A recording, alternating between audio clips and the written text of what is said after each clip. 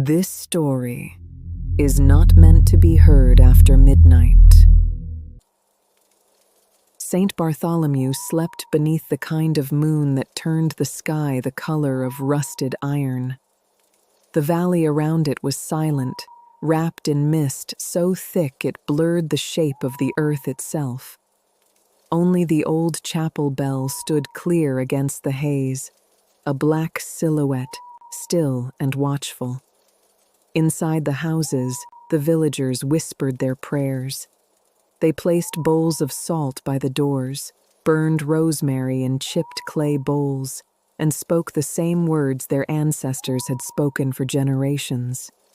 Words meant to keep the woods quiet. Mothers hushed their children, telling them the same story again, the story of the night the forest learned to speak back. And though the children pretended to sleep, they listened, wide-eyed, to the soft hiss of the wind beyond the shutters. Even the dogs had gone silent. Even the crickets had ceased. In the heart of the square, a single lantern burned beside the old well, its flame bending with each breath of wind. When the gust passed, the flame steadied, and yet the bell above the chapel gave one soft, trembling chime. No hand had touched it. No wind was strong enough. And in that hollow echo, something deep in the forest shifted, slow, deliberate, listening. He arrived when the rain began. One man and one horse, both too thin for the road they had taken. His name, when asked later, was Elias Ward. He called himself a historian, though the look in his eyes spoke more of sleepless nights than of study. The villagers saw his lantern before they saw his face. It glowed like a small, lost soul wandering toward their gates. No traveler ever came on a blood moon night.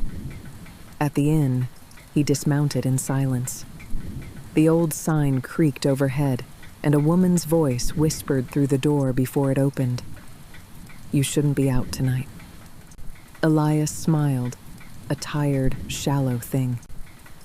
"I've heard the stories," he said softly, "but stories can't hurt the living."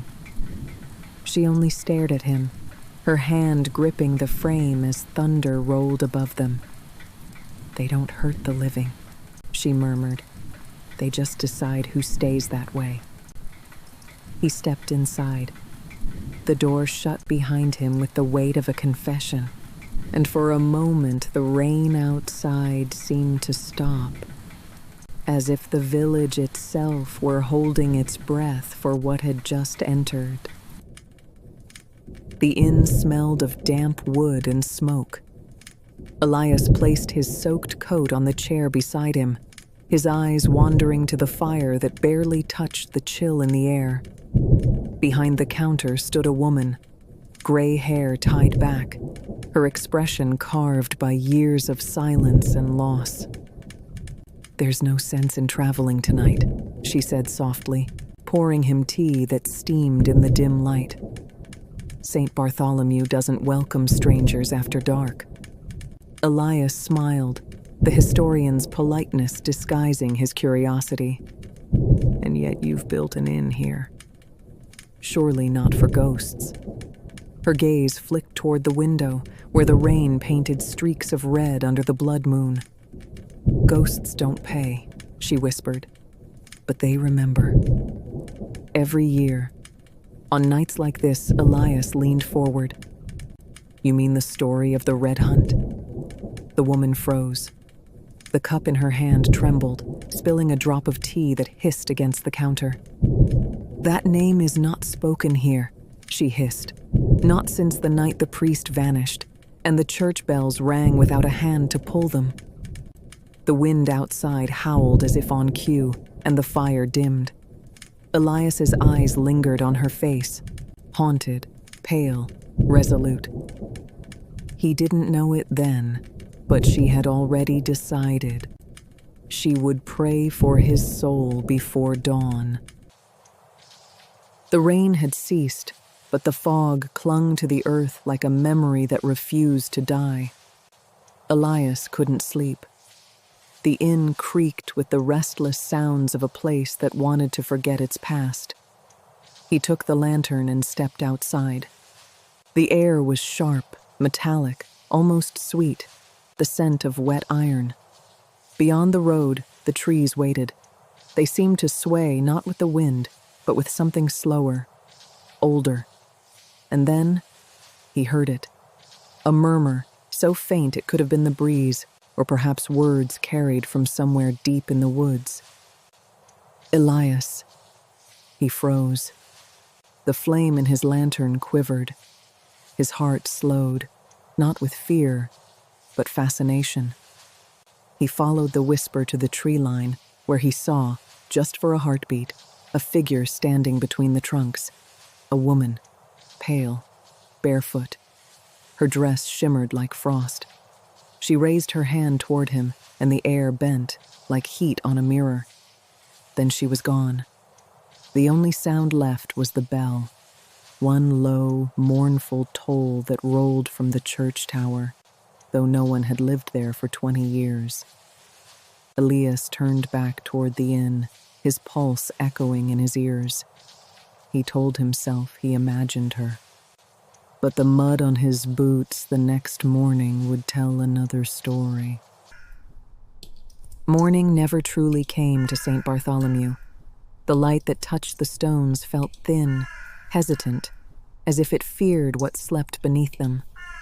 Elias climbed the hill toward the old church, driven not by faith, but by obsession. He had come for history. Now, history whispered back. The door resisted him before opening with a groan. Inside, the air was colder than it should have been, like a room that had forgotten how to breathe.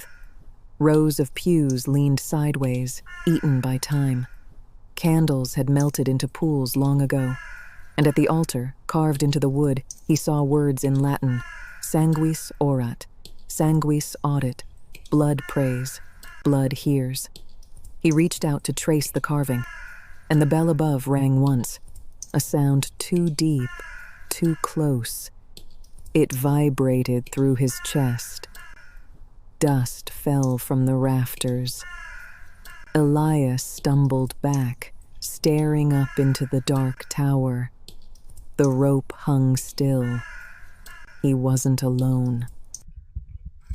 Behind the altar, beneath layers of dust and silence, something waited. Elias pried loose a brick and reached into the hollow. His hand found leather, old, cracked, but intact. A diary. He unwrapped it carefully. The pages whispered like dried leaves. The handwriting was hurried, terrified. They called it mercy, the first line read, but mercy does not scream. The entries told of the last priest, Father Anselm, who had hidden survivors in the crypt during the Red Hunt. But when the villagers found them, they said the blood moon had demanded sacrifice. The final entry was written in a trembling hand. The dead will not forgive the living. As he turned the page, a droplet of red fell onto the parchment. He looked up. The ceiling beams were dry. The drop came from nowhere. He blinked, and another fell, landing on his wrist. Warm, fresh. The church began to bleed. The sound came first, soft, rhythmic, like fingernails brushing wood. Elias crouched, bringing the lantern close. The light shivered, catching dust that seemed to move on its own. Then came the laughter. Children's voices. Light, playful. Wrong. "Who's there?" he whispered. The boards answered. One rose slightly, pressed upward from below. He backed away, breath catching, eyes wide. He wanted to run, but curiosity, his curse, held him still. He lifted one plank. Beneath it, black soil, cloth, small bones, dozens of them. Some still held ribbons. One had a small wooden toy carved with the symbol of the church. Elias stumbled back, bile rising in his throat. The air turned heavy, electric. The laughter faded into whispering, then into a single phrase. Blood prays. Blood hears. And with that, the lantern went out. The villagers came when the second bell rang. Elias watched from the shadows of a broken wall as they stepped into the street. Men, women, children, each holding a candle that refused to flicker in the wind. No one spoke. No one looked at one another. Their feet left no sound in the mud. He realized then what chilled him most. He recognized faces he had seen in portraits at the inn, people dead for generations. The dead were walking to church. The bells tolled again, deeper this time, vibrating through the bones of the earth. Elias followed, drawn by some force older than fear, older than reason. He told himself it was for the truth, but the truth had already seen him coming. The church pulsed with light and shadow. The air trembled with whispers not made by living mouths.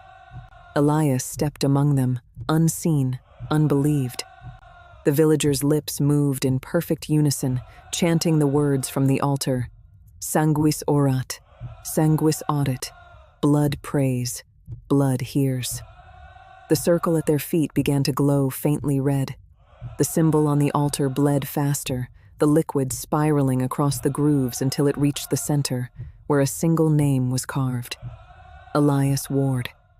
He staggered back. His lantern crashed, flames spilling onto the floorboards. The chanting stopped. Dozens of eyes turned toward him at once, blank, ancient, knowing. The historian, a voice whispered from everywhere. The one who listens. Elias tried to run, but the doors had melted into the walls. The windows were gone. The church had swallowed him whole. The sun never rose that morning. Only a gray light seeped through the clouds.